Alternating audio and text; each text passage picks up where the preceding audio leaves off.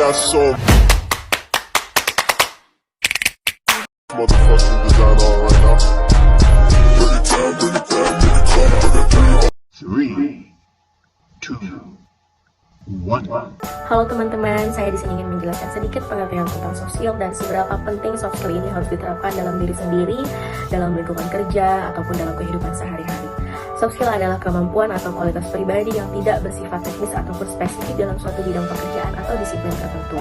Ini adalah keterampilan yang berhubungan dengan cara seseorang berinteraksi dengan orang lain, penyelesaian masalah, dan berkomunikasi dengan baik, dan bahkan untuk pengelolaan diri sendiri. Berikut akan saya sampaikan beberapa manfaat ataupun kemampuan yang didapatkan dari soft skill itu tersendiri. Ada kemampuan komunikasi, kepemimpinan, kolaborasi, manajemen waktu, pemecahan masalah, beradaptasi, negosiasi, empati, pengelolaan stres, bahkan mempunyai etika yang baik di tempat kerja. Soft skill ini sangat penting dalam berbagai aspek kehidupan, termasuk di lingkungan pekerjaan, kehidupan sehari-hari, dan bahkan berhubungan antar sosial. Halo sahabat soft skill, saya akan melanjutkan penjelasan emotional intelligence pada sesi 1, yaitu self-awareness. Self-awareness yaitu kesadaran diri, merupakan kemampuan individu untuk bisa mengidentifikasi dan memahami dirinya secara utuh, baik dari sifat, karakter, emosi, perasaan, pikiran, dan cara adaptasi dengan lingkungan. Sebagai contoh, jika kita pernah melihat teman-teman kita yang punya kepintaran yang baik, tapi mereka punya kurang dalam beradaptasi, bersosialisasi di masyarakat, atau di lingkungan kampus.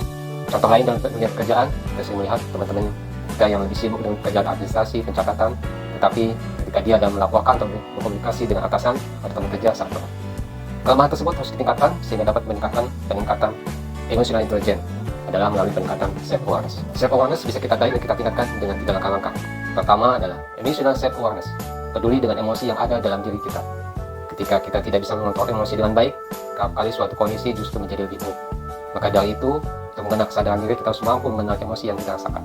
Setelah itu, dengan bijak kita redam emosi supaya kita bisa mengontrol emosi tersebut. Yang kedua adalah accurate self-assessment, untuk melakukan penilaian terhadap diri kita. Apa hal yang kita menjadi kelemahan kita cari tahu hal tersebut dan kita terima, kita akui. Terus kita bisa lakukan pelatihan atau pengembangan diri, sehingga kelemahan tersebut bisa kita minimalisir, bahkan bisa kita hilangkan. Yang ketiga adalah self-confident, percaya pada diri sendiri. Kita harus yakin bahwa setiap orang mempunyai kemampuan, kelebihan, dan kita bisa minimalisir kekurangan tersebut supaya kita lebih optimis dan meningkatkan emotional intelligence kita. Halo semuanya, saya akan menjelaskan tentang self-regulation. Self-regulation merupakan kemampuan individu dalam mengelola pikiran, perasaan, dorongan, dan keinginan untuk mencapai tujuan tertentu di masa yang akan datang. Contohnya, seorang sales marketing di suatu perusahaan yang sangat mengerahkan tenaganya dan memfokuskan kepada pekerjaannya, maka otomatis dengan mudah ia bisa mencapai target perusahaan dengan baik dan memuaskan. Yang selanjutnya adalah self-motivation. Self-motivation adalah dorongan dalam diri kita sendiri untuk melakukan sesuatu dalam rangka mencapai tujuan yang kita inginkan. Alasan kenapa kita kurangnya rasa motivasi biasanya karena kita kurang percaya diri, kurang fokus, dan kurangnya tujuan dalam hidup. Kita bisa menimbulkan rasa motivasi dalam diri itu dengan cara kita selalu berpikir positif dan menghilangkan rasa kurang percaya diri. Contohnya misalnya, jika kita ingin menjadi karyawan terbaik, berarti kita harus memiliki etos kerja yang lebih baik daripada teman-teman yang lain. Empati adalah kemampuan untuk merasakan, memahami, dan berempati dengan perasaan dan pengalaman yang orang lain lewati. Kemudian ini melibatkan kemampuan untuk melihat situasi dari sudut pandang orang lain. Empati juga merupakan komponen yang penting yang harus ada di dalam hubungan manusia, komunikasi yang efektif, dan kesejahteraan sosial. Lalu contoh empati di dalam kehidupan sehari-hari ialah mendengarkan dengan penuh perhatian, memberikan dukungan emosional, bekerja dalam tim, menghormati perasaan orang lain, serta menunjukkan keprihatinan pada orang yang terkena musibah. Hai. Jadi beberapa materi yang telah disampaikan mengenai emotional intelligence, di sini saya akan menyampaikan mengenai social skill. Sebelumnya, apa itu social skill? Social skill adalah keterampilan yang memungkinkan individu untuk berinteraksi, berkomunikasi, dan berhubungan dengan orang lain secara efektif dalam berbagai situasi sosial pastinya.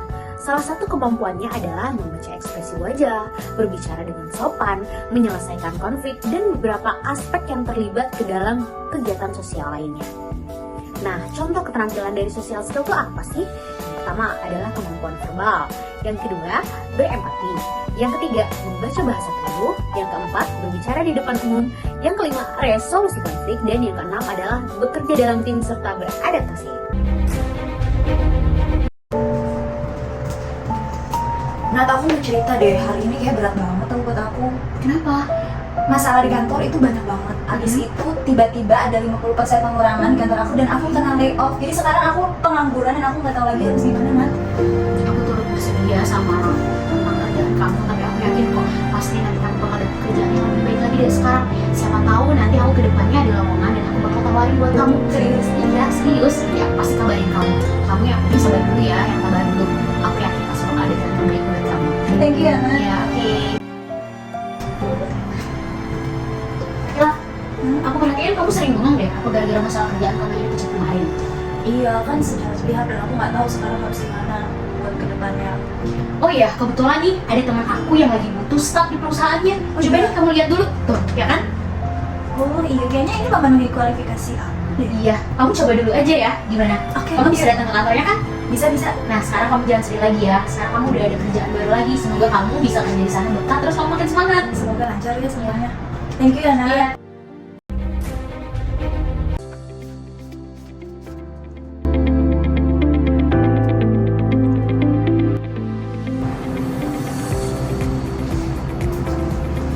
Dek, hari ini Mama habis ambil rapot kamu.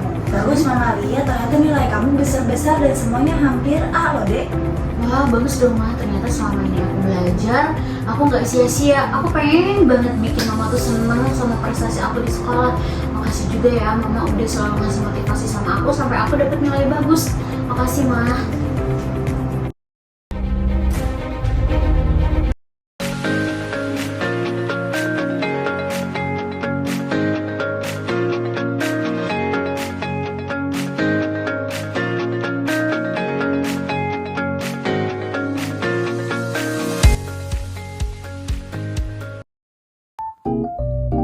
Dan kesimpulan dari materi yang kami sampaikan ini mengenai emotional intelligence adalah bahwa ini adalah kemampuan untuk mengenali, memahami, mengelola, dan berinteraksi dengan emosi, baik itu emosi diri sendiri ataupun emosi orang lain.